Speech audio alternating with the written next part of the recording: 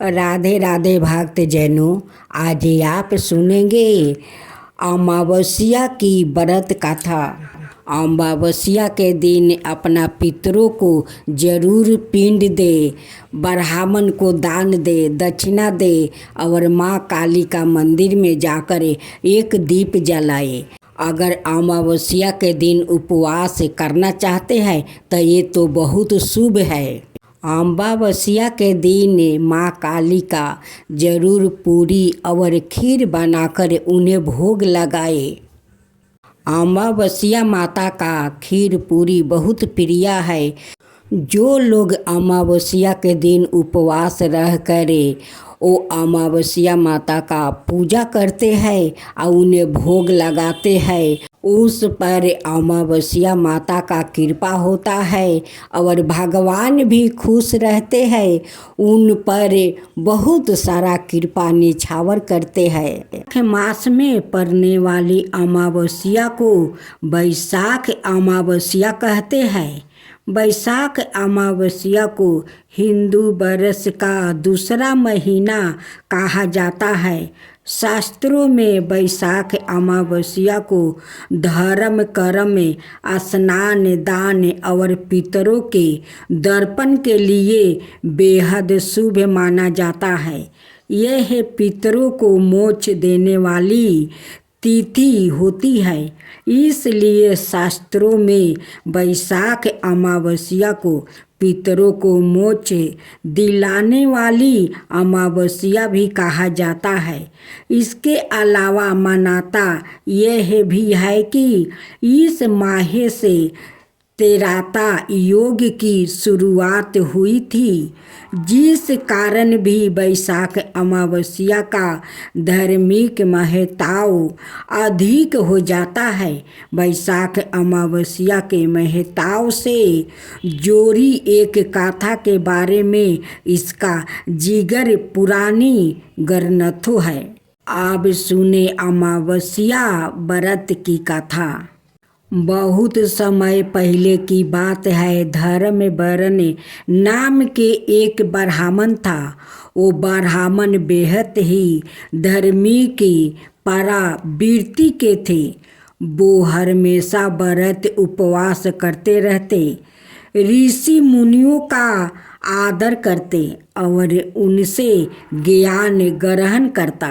एक बार उन्होंने किसी महात्मा के मुख से सुना कि कलयुग में भगवान विष्णु के नाम के स्मरण से ज़्यादा पुण्य किसी भी कार्य में नहीं है। अनाए योगों में जो पुण्य यज्ञ करने से प्राप्ति होता था, उससे कई अधिक पुण्य फल इस घोर कलयुग में भगवान का नाम सुमिरन करने से मिल जाता है। धर्मवर्ण ने इस बात को आत्मसात कर दिया और सांसारिक जीवन छोड़कर सन्यासी लेकर भ्रमण करने लगा। एक दिन घूमते घूमते वो पृथ्वीलोक जा पहुंचा।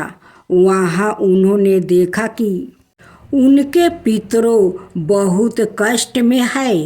पितरों ने ब्राह्मण को बताया कि उनकी ऐसी हालत तुम्हारे संन्यास के कारण हुआ है, क्योंकि अब उनके लिए पिंड दान करने वाला कोई श्रेष्ठ नहीं है। अगर तुम वापस जाकर अपने गृहस्थ जीवन की शुरुआत करो, संतान उत्पन्न करो, तो हमें इस कष्ट से राहत प्रदान हो सकती है। इसके साथ ही उन्होंने ये भी बताया कि बैसाख अमावस्या के दिन विधि विधान से पिंड दान करो, पितरों की बात सुनने के बाद धर्मवरन ने वचन दिया कि वो उनकी अपेक्षाओं को अवश्य पूर्ण करेंगे। इसके बाद धर्मवरन ने अपना सन्यासी जीवन छोड़ दिया और पूर्ण सांसारिक जीवन को अपना लिया और फिर वैशाख अमावस्या की तिथि को विधि विधान से पिंडदान किया और अपने पितरों को मुक्ति दिलाया। हर माह में एक बार अमावस्या तिथि पड़ती है। हिंदू धर्म में अमावस्या का बहुत अधिक महत्व होता है। इस दिन पितरों की आत्मा की शांति के लिए तर्पण भी किया जाता है। अमावस्या तिथि पर पवित्र नदियों में स्नान का विशेष महत्व होता है।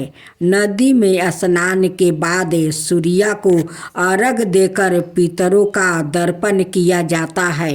अमावस्या तिथि भगवान विष्णु को समर्पित होती है। इस दिन भगवान विष्णु की विधि विधान से पूजा की जाती है। धार्मिक मान्यताओं के अनुसार अमावस्या के दिन महिलाएं पति की लंबी आयु की कामना के लिए व्रत रखती है। शनिदेव की पूजा का विशेष महत्व। शनि अमावस्या पर शनिदेव की पूजा का विशेष महत्व होता है।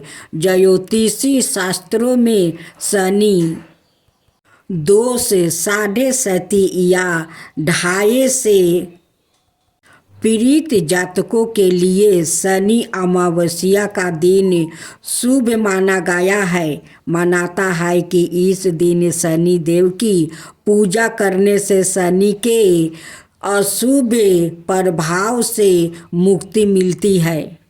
सुबह जल्दी उठकर स्नान करें। इस दिन पवित्र नदी या सरोवर में स्नान करने का महत्व बहुत अधिक होता है। आप घर में ही नहाने के पानी में गंगा जल मिलाकर भी स्नान कर सकते हैं। स्नान करने के बाद घर के मंदिर में दीप प्रज्वलित करें। सूर्य देव को अर्घ दे। अगर आप उपवास रख सकते हैं तो इस दिन उपवास भी रखें। इस दिन पितरों संबंधित कार्य करना चाहिए। पितरों के नियमित तर्पण और दान करें। इस पावन दिन भगवान का अधिक से अधिक ध्यान करें। चैत्र अमावस्या के दिन लोगों पवित्र नदियों में स्नान कर पितरों को तर्पण और गरीबों को दान देते हैं। स्नान दान के बाद जगत के पालनहार भगवान विष्णु की विधि विधान से पूजा अर्चना करते हैं। मानता है कि चैत्र अमावस्या को स्नान दान करने से पुण्य मिलता है। सुख और समृद्धि के साथ पूर्वजों को मोक्ष की प्राप्ति होती है। चैत्र अमावस्या के दिन व्रत रखने से कष्ट संकट से मुक्ति मिलती है। भगवान शनि देव की पौराणिक कथा। जन समयान में फैली मान्यता के अनुसार 9 ग्रह परिवार में सूर्य राजा और शनि देव भोर तय है। लेकिन महर्षि कश्यप ने शनि अस्त्रों के एक मंत्र में सूर्य पुत्र शनि देव को महाबली और ग्रहों का राजा कहा गया है। सारी ग्रहों राजा महाबली प्राचीन ग्रंथों के अनुसार शनि देव ने शिव भगवान की भक्ति तपस्या से 9 ग्रहों में सर्वश्रेष्ठ स्थान प्राप्ति किया है। एक समय सूर्या देव जब गर्भ ध्यान के लिए अपनी पत्नी छाया के समीप गया तो छाया ने सूर्या के प्रचंड तेज से भयभीत होकर अपनी आंखों बंद कर ली। कालांतर में छाया के गर्भ से शनि देव का जन्म हुआ। शनि के साम बरन काले रंग को देखकर सूर्य ने अपनी पत्नी छाया पर यह आरोप लगाया कि शनि मेरा पुत्र नहीं है। तभी से शनि अपने पिता सूर्य से शत्रुता रखते हैं। गणनाथों के अनुसार शनि देव कश्यप गोत्री है और सौराष्ट्र उनका जन्म स्थल माना जाता है। शनि देव ने अनेक वर्षों तक भूखे प्यासे रहकर शिव आराधना की और घोर तपस्या से अपनी देह को दग्ध कर लिया था। तब शनि देव की भक्ति से प्रसन्न होकर शिव जी ने शनिदेव से वरदान मांगने को कहा। शनिदेव ने प्रार्थना की, योग योग से मेरी माँ छाया की परजाएं होती रही है, उसे मेरे पिता सूर्य द्वारा बहुत अपमानित हुआ है, प्रताड़ित किया गया है। इसलिए मेरी माता की इच्छा है कि मैं शनि देव अपने पिता से भी ज़्यादा शक्तिशाली पूज्य बनूं। तब भगवान शिव जी ने उन्हें वरदान देते हुए कहा कि 9 ग्रहों में तुम्हारा स्थान सर्वश्रेष्ठ रहेगा। तुम पृथ्वी लोक के न्यायाधीश ओ दंडाधिकारी रहोगे। साधारण मानव तो क्या, देवता असुर सीधे विद्याधर और नाग भी तुम्हारे नाम से भयभीत रहेंगे। अब आप सुनेंगे काली माता और भगवान शिव की व्रत कथा। यह गाथा शक्ति की सबसे प्रचंड रूप काली माता और शांति के साक्षात स्वरूप भगवान शिव के बीच की है। यह हमें बताती है कि ब्रह्मांड की शक्ति जब मर्यादा भूल जाती है तो सवाए शिव को हस्तक्षेप करना पड़ता है। यह एक ऐसी कथा है जिसमें तत्व करुणा, क्रोध, ममता और ब्रह्मांडीय संतुलन की झलक मिलती है। बहुत प्राचीन समय की बात है। धरती पर शुभ और नशुभ नाम के 2 असुरों ने भयंकर अत्याचार मचा रखा था। वो शक्ति की आराधना करके अमरता का वरदान प्राप्त करना चाहते थे। उन्होंने देवताओं को पराजित कर स्वर्गलोक तक जीत लिया था। इंद्र, अग्नि, वरुण, यम सभी हार गया। देवता परेशान होकर भगवान विष्णु और फिर भगवान शिव के पास सहायता मांगने गया। भगवान शिव ने कहा, यह कार्य केवल आदि शक्ति माँ दुर्गा कर सकती है। माँ दुर्गा का प्रकट होना। देवताओं की पुकार सुनकर त्रिदेव ब्रह्मा, विष्णु और महेश ने अपनी अपनी शक्तियाँ एकत्र की और इससे एक दिव्य तेज की रचना हुई। उसी तेज से माँ दुर्गा का पराकट्यम हुआ। वो सिंह पर सवार थी। उनके अनेक हाथों में अस्त्र शस्त्र थे और उनका रूप अत्यंत तेजस्वी था। माँ दुर्गा ने युद्ध भूमि में शुभ और नशुभ के सेनापतियों का वध किया। फिर सवाए दोनों राक्षसों का अंत किया, लेकिन एक राक्षस बचा था। रक्त बीज का वरदान था कि जब भी उसके शरीर से एक बूंद रक्त गिरेगी वहाँ एक नया रक्त बीज उत्पन्न हो जाएगा। माँ दुर्गा जब भी उस पर वार करती उसके शरीर से रक्त गिरता और वहाँ से दर्जनों नए राक्षसों पैदा हो जाते। माँ दुर्गा क्रोधित हो गई। उनके भीतर की प्रचंड शक्ति उनका ताम शक्ति रूप प्रकट हुआ। माँ के माथे से भयंकर तेज निकला और उसी से प्रकट हुई महाकाली। काले रंग की लाल जीभा बाहर निकाली हुई, गले में नरमुंड की माला, हाथों में कटे हुए सिर और खून से सनी हुई तलवारें। महाकाली ने भयंकर रूप धारण किया और रक्त बीज पर आक्रमण कर दिया। जब भी वो रक्त बीज को मारती वो फिर जन्म लेता। तब काली माता ने आदित्य युक्ति अपनाई। जैसे ही वो उसे मारती उसका रक्त जीभन पर गिरने से पहले ही अपनी जीभों से चाट जाती। इस तरह रक्त बीज की पुण्य उत्पत्ति बंद हो गई। आखिरकार महाकाली ने रक्त बीज का वध कर दिया।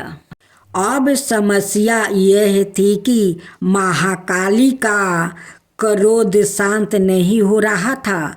उनका तत्वा इतना भयंकर था कि धरती कांपने लगी, दिशाएं डगमगाने लगी और संसार विनाश की ओर बढ़ने लगा। देवताओं डर गया।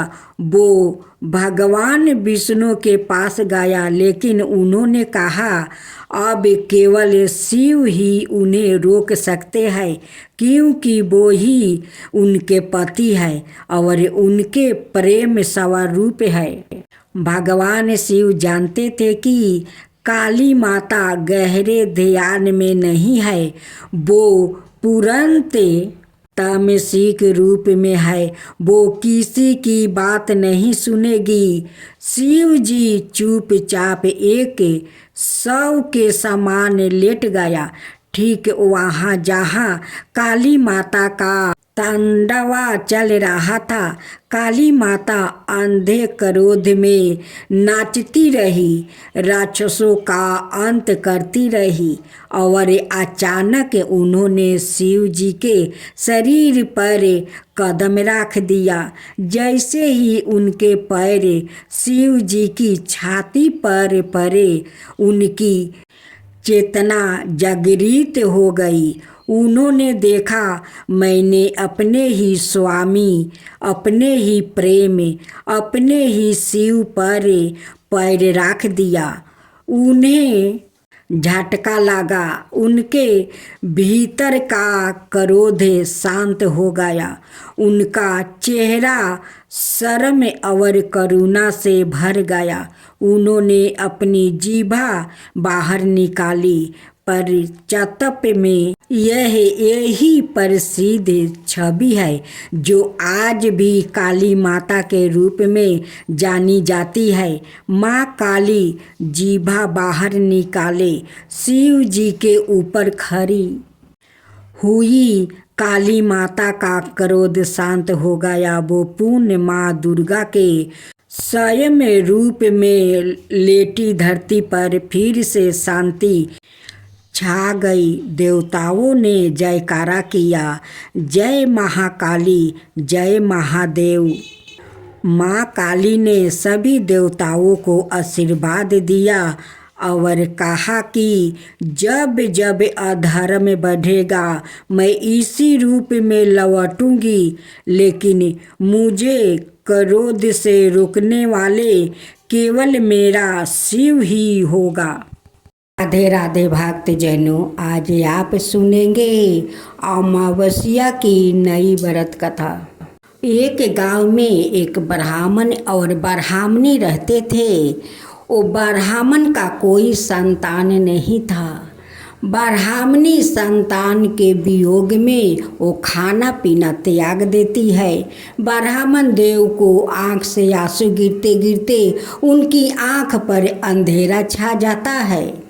ब्राह्मण देव गांव में यजमान के घर जाता, वहाँ पर कुछ पूजा पाठ कराता। जो दक्षिणा मिलता उसी दक्षिणा से वो दोनों पति पत्नी अपना गुजारा करता।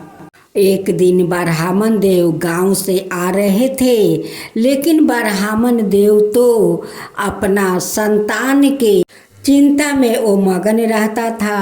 वो बेचारा तो आँख से अंधे हो गया था। उसी दिन अमावस्या था। ब्राह्मण देव गांव से आ रहे थे और उधर से माँ अमावस्या काली आ रही थी। आकर रास्ते में खड़ी हो जाती है और कहती है कि ब्राह्मण देव, तुझे दिखता नहीं है कि मैं रास्ते में खड़ी हूँ। शाम का पहर था। ब्राह्मण देव कहते हैं कि बेटी, मुझे तो आँख से नहीं दिखता है, मैं क्या करूं? संतान का चिंता करते करते मैं अंधा हो गया हूं बेटी। ब्राह्मण देव कहते हैं कि बेटी, तुम कौन हो और क्यों रास्ते में खड़ी हो?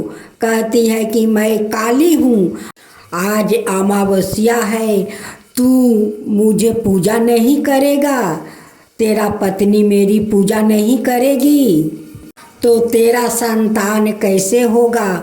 तू अमावस्या का पूजा कर। आज तुम्हारा पत्नी अन्न जल ग्रहण नहीं किया है। तुम दोनों मिलकर रात 12 बजे अमावस्या माता का पूजा कर, तेरा संतान होगा, जरूर होगा। आज मैं तेरे आँख के अंधे पट्टी मैं हटा देता हूँ, तुझे सब कुछ देखेगा। तू जा, दोनों पति पत्नी या मंदिर में जाकर पूजा करना। अगर मंदिर में नहीं जा पा रहे हैं तो घर में कोई प्रतिमा या कोई तस्वीर लेकर वो पूजा कर। अगर तस्वीर नहीं मिला तो वो अमावस्या माता के नाम लेकर अपना घर में पूजा कर।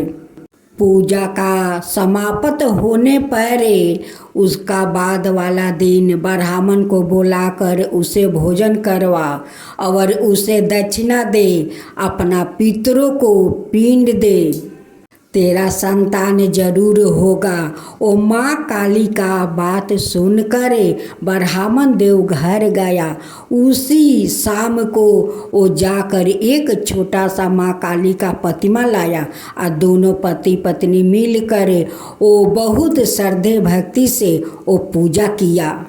पितरों को पिंड दान किया, ब्राह्मण को भोजन करवाया, उनकी दक्षिणा दी। उसी अमावस्या के कारण उस ब्राह्मणी कुछ दिन के बाद गर्भवती बन गई। 9 महीना का बाद ब्राह्मणी खूब सुंदर एक बेटा को जन्म दिया। उस दिन से उनकी घर में खुशियाँ आ गई और हर माहे अमावस्या को वो दोनों पति पत्नी मिलकर अमावस्या माता का पूजा करने लगा। गांव में ब्राह्मण देव पूरा ढिढोरा पिटवा दिया। जिसको संतान नहीं है वो सभी लोग अमावस्या माता की व्रत करे, पितरों को पिंड दान करे, ब्राह्मणों को भोजन करवाए, दक्षिणा दे, उन्हें भी संतान प्राप्ति का सौभाग्य मिलेगा। उस दिन से सभी लोग हर माहे अमावस्या को वो पूजा करने लगा।